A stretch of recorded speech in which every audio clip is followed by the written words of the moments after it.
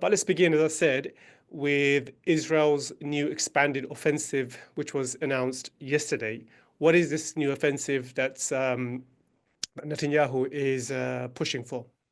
Well, it's the latest iteration of Israel's strategy of total victory, of course, something that Israel has failed to achieve since October of 2023, now more than 18 months ago, but seems determined to achieve. So now they have laid out a new plan, and it consists of several elements of basically concentrating the entire remaining population of the Gaza Strip into ever smaller isolated pockets in the south of the Gaza Strip, destroying every single structure in the rest of the Gaza Strip, reducing it to rubble so that these people will have nothing to go back to.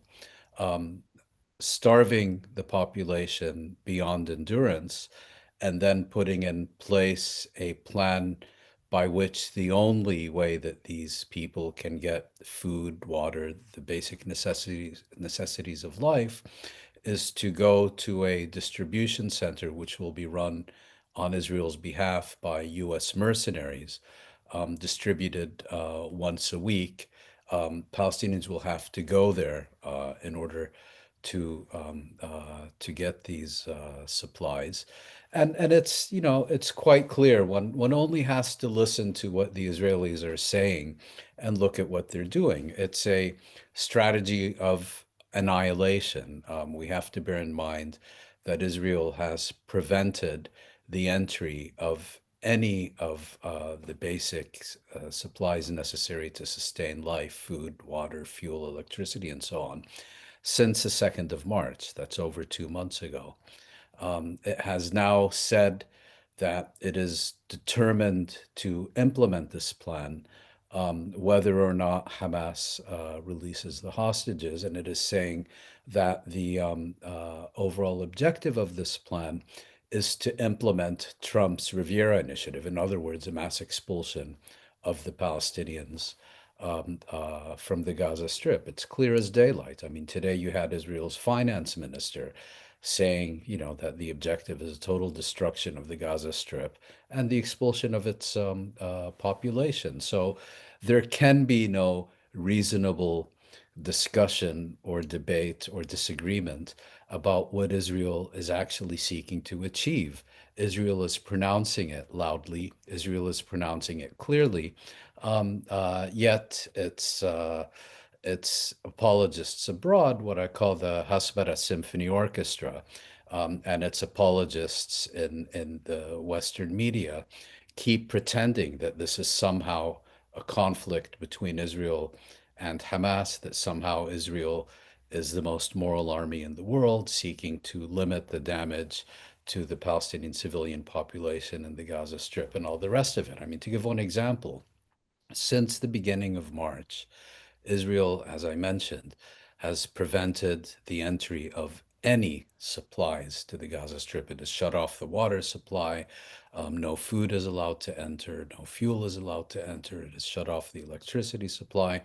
Um, so, on the one hand, Israel is loudly and proudly imposing this medieval barbaric siege on the Gaza Strip.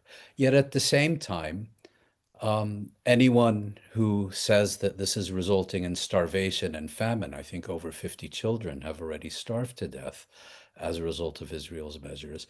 Anyone who points out that imposing a siege has real world consequences is denounced, for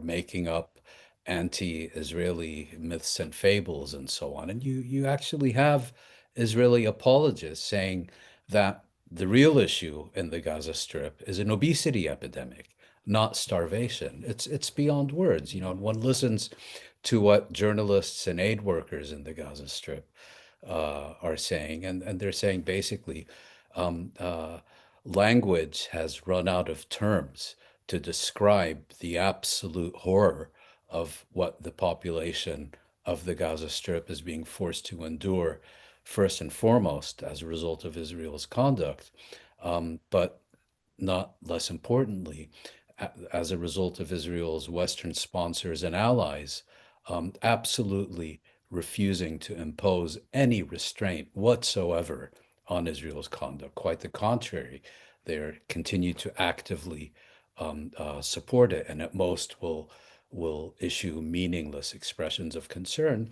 And then, of course, the regional governments, which are too busy currying favor with the Trump administration in Washington, and are basically pretending none of this is even happening.